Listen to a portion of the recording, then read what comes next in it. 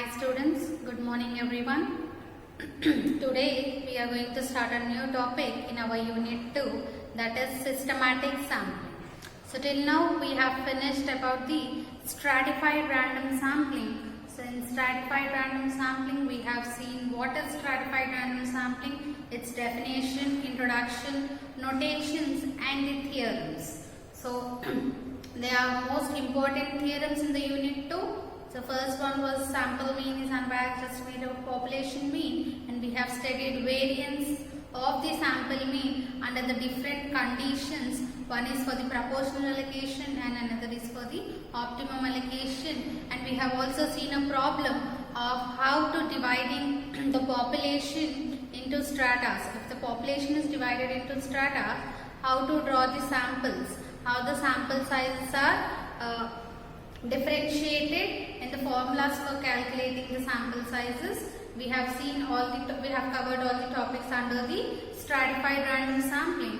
Now the next topic in the unit 2 is systematic sampling. So today we are going to start systematic sampling.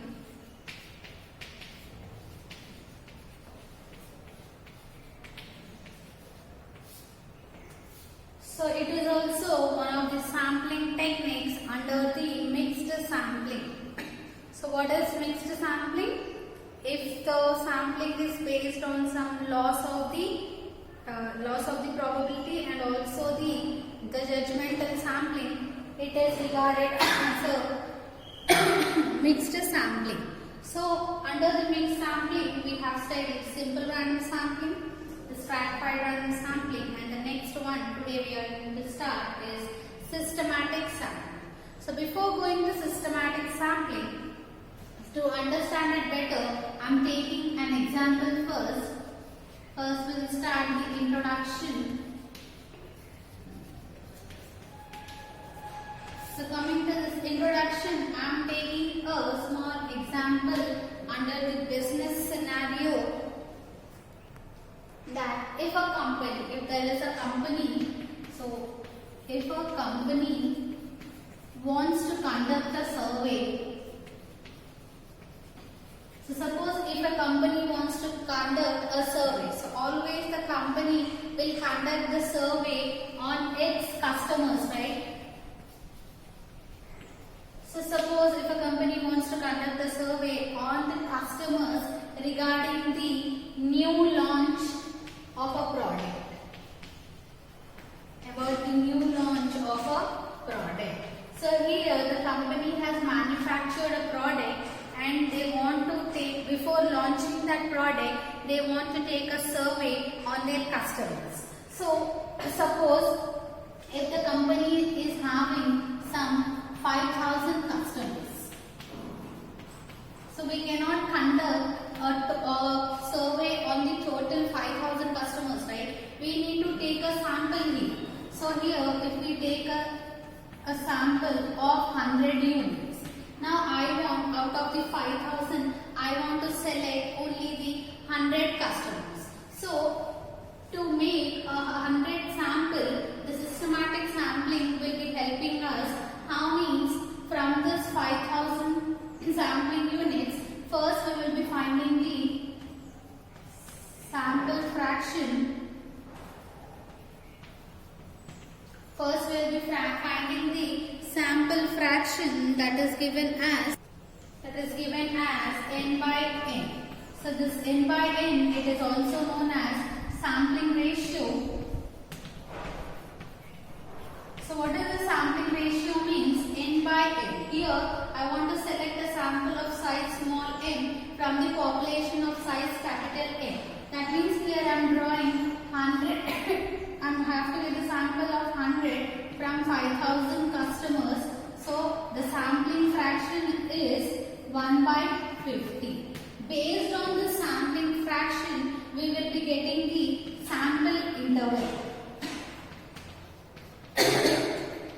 What does the sample interval means? The sample fraction value, that is 50. So it is simply, you can write it as capital N by small n. So depending on the sample interval, we are going to draw this 100 samples. How means from this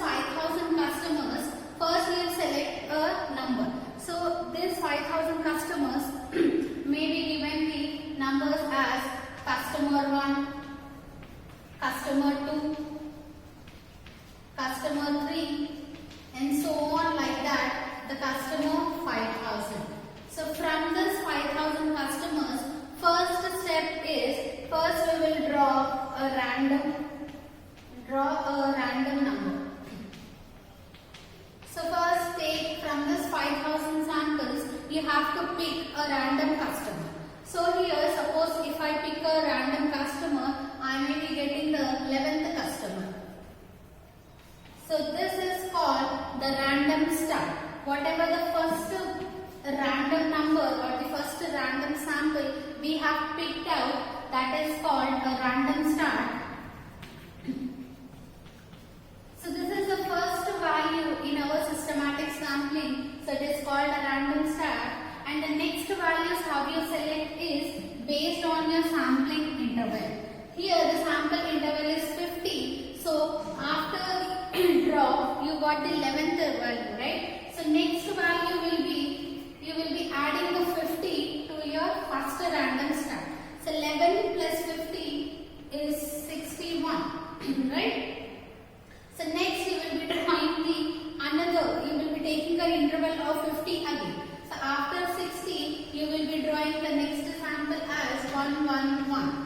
So similarly, like that, next after 50, you will be collecting the other sampling unit, that is 161. So similarly, like that, till you get the required sample size 100. So till you get the n equals to 100, you will be drawing the systematic sampling. Excuse me.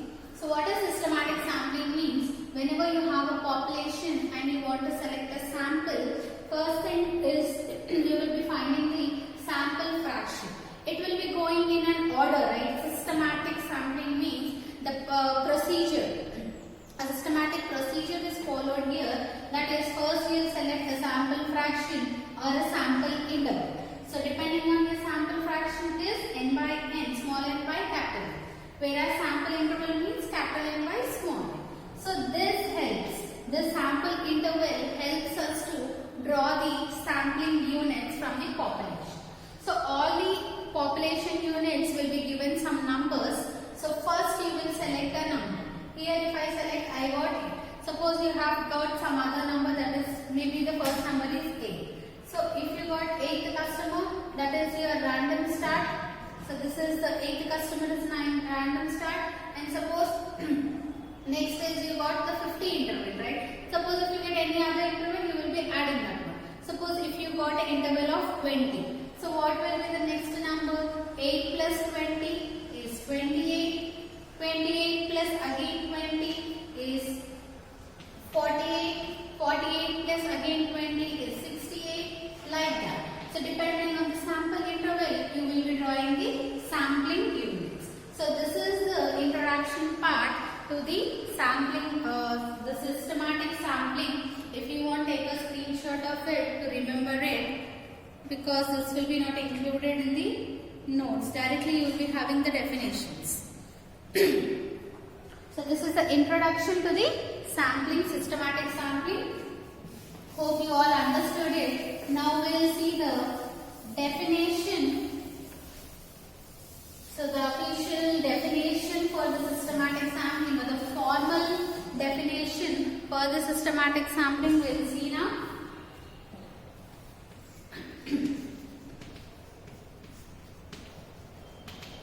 So coming to the definition, first is we have to consider a population of size n. So first is consider a population. Consider a population of size n. So if you are considering a population of size n, all the units should be numbered from 1 to n. So numbered from 1 to n. So if you have some 50 units in the population, so they have to be numbered from 1 to 50. So if you have the units something like 5,000, we took as the example. So all the population units must be numbered from 1 to 5,000. Next, after numbering from 1 to n, we have to draw we have to draw a sample of size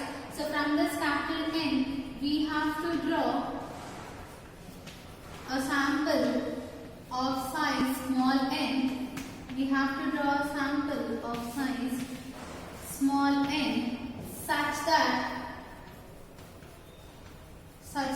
k equals to capital N by small n. So what is this capital N by small n? We have seen in the example. Capital N by small n is the sampling interval. So here k is the sampling interval.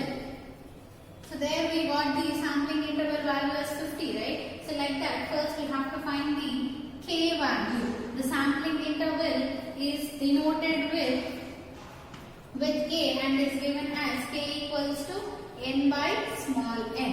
So if it is sampling ratio, you will be writing as small n by capital N. So k is the sample interval. So after selecting the k value, that is the sampling interval value, you need to keep in mind that this k value is always an integer. So k is a sampling interval which should be a integer. So you are selecting the sampling units depending on this sample interval only. If it is not an integer, how will we be selecting the values? Since we are numbering it from 1 to n, so all are integers only. So even this value should be the integer to select the next unit subsequently. Now we have to draw a sample of size small n depending on this sample interval. So first what I said, first we will be selecting a random numbers, right? So first systematic sampling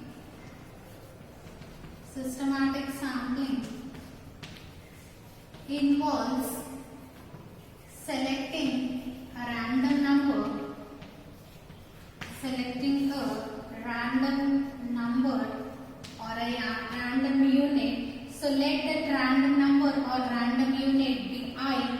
So I am assuming it. So let I, that means you can write it as say, and always this I should be less than or equals to your k value. So whatever the first value you are taking, that first value should be always less than or equal to your sampling interval value. So there we got 50, right? The sampling interval value. So always if you select the first number, so I took 11 and 8 in the example. So that those are less than 50, right? So similarly like that, all the values, all the I values, that is whatever you selected, the first random start, that should be less than or equals to k. So this I is called the random start. I is called the random start. So first we will select the I value, that is ith value. So whenever you select the ith value, so corresponding to that, the systematic sampling involves the selecting the random number I or the random unit I corresponding to that ith value. Corresponding to that ith value.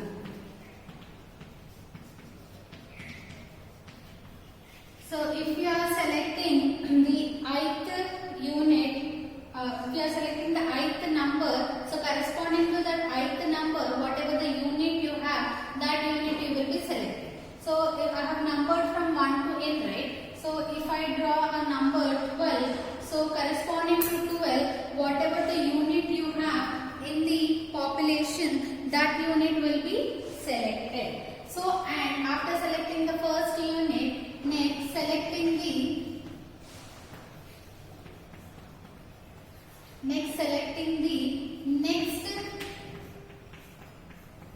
next k samples or the k units subsequently.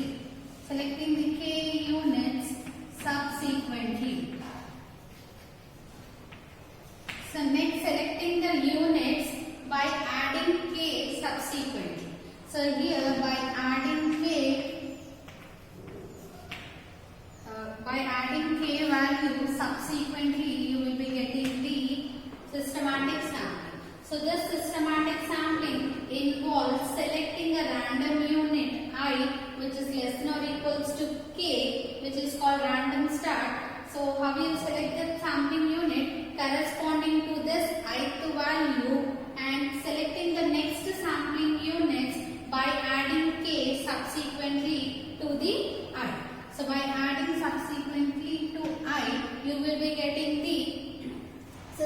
systematic sampling. Suppose if I is the first random start, the systematic sampling is given as systematic sample units are given as, so first value will be I, next value will be I plus k, similarly next value will be I plus 2k, next is I plus 3k, like that so on. You will be drawing n values, so last value will be I plus n minus 1 into k. So by this values, the total values include the n values or the n units which forms our sample. So this is the procedure for finding the systematic sampling. So this systematic sampling is very low cost and it takes very less time as compared to other sampling. So that's why the systematic sampling is mostly preferred in the business area for conducting the surveys. So similarly like simple random sampling and the stratified random sampling, here also we will be having some notations for the systematic sampling. Now we'll see what are the notations are. So we have studied introduction and definition. Now we'll move on to the notations and terminology.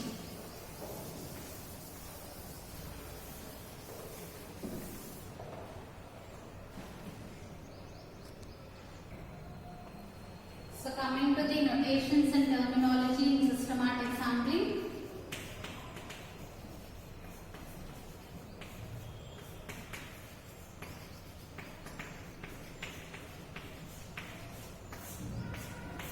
So first we'll write all the notations. So let capital Y be the population characteristic. Capital Y be the population characteristics.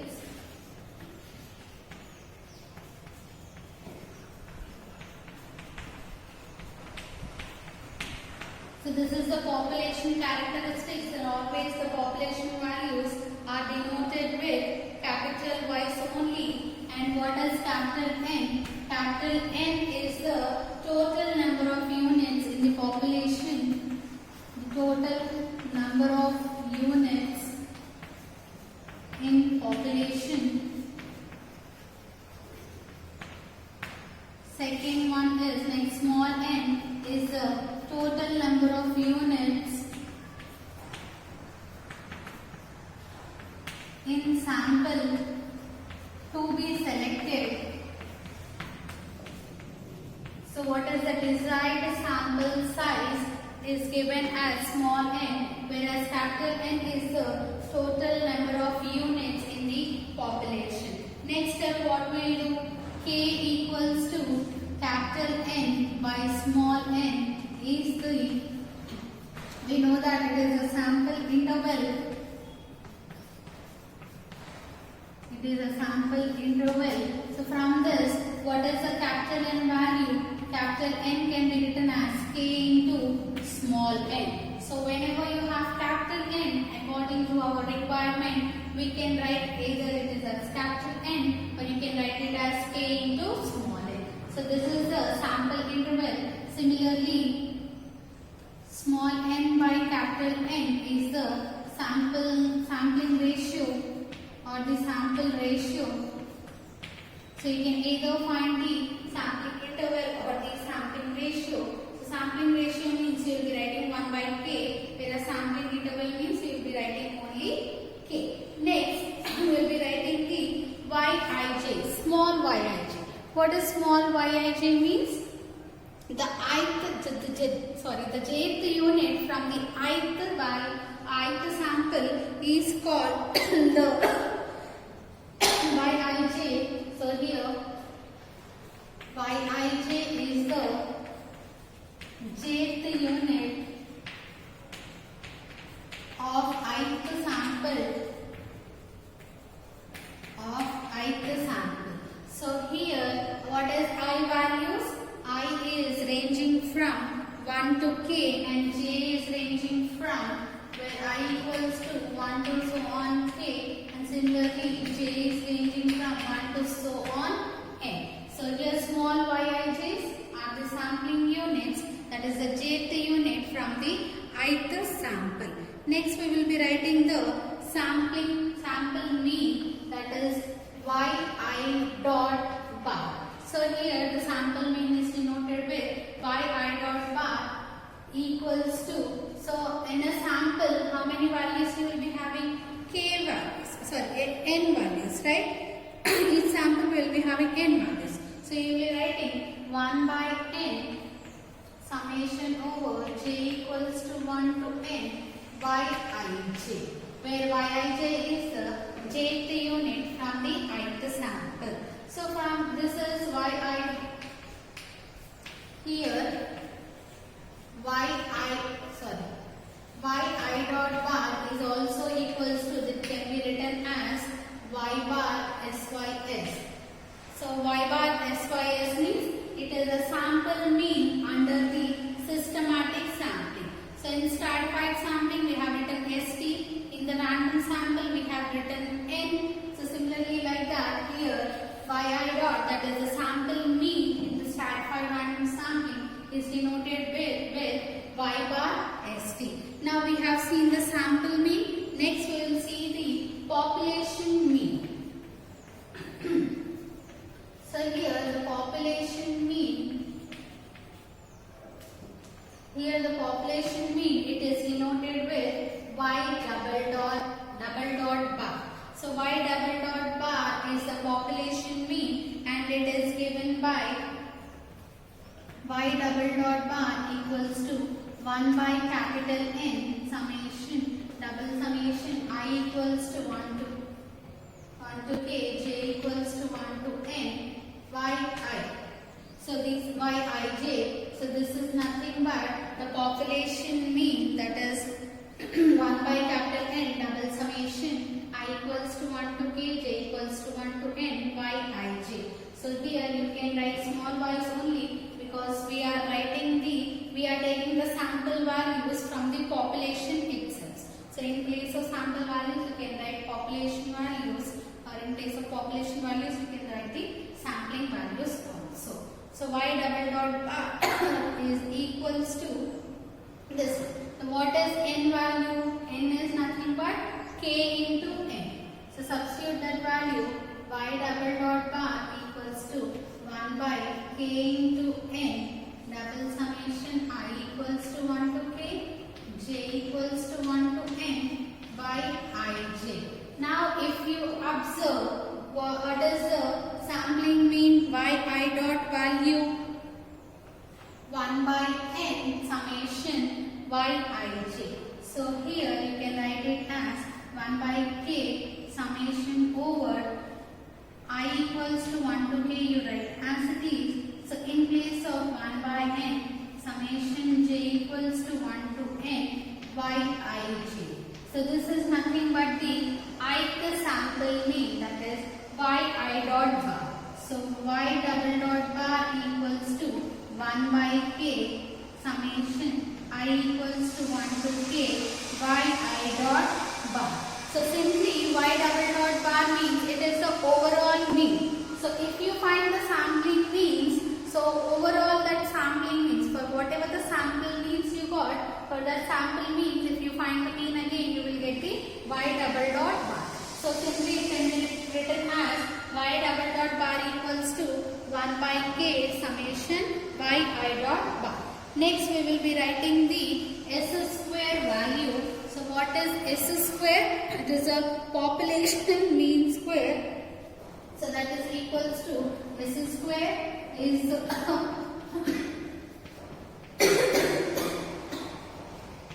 population mean square.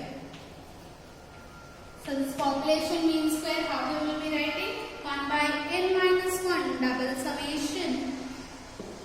So s square equals to 1 by n minus 1 double summation I equals to 1 to k and j equals to 1 to n yij minus y double dot bar whole square. So these are the notations which are required for the theorem purpose, and the next one is, so suppose if you have the k possible system systematic samples together with the means and probability. So if you have k values, what are the different k possible systematic samples? We'll see now. That is, first depending on our random start, we will be getting the systematic sample, right? So first write down the random start, then the sample observations.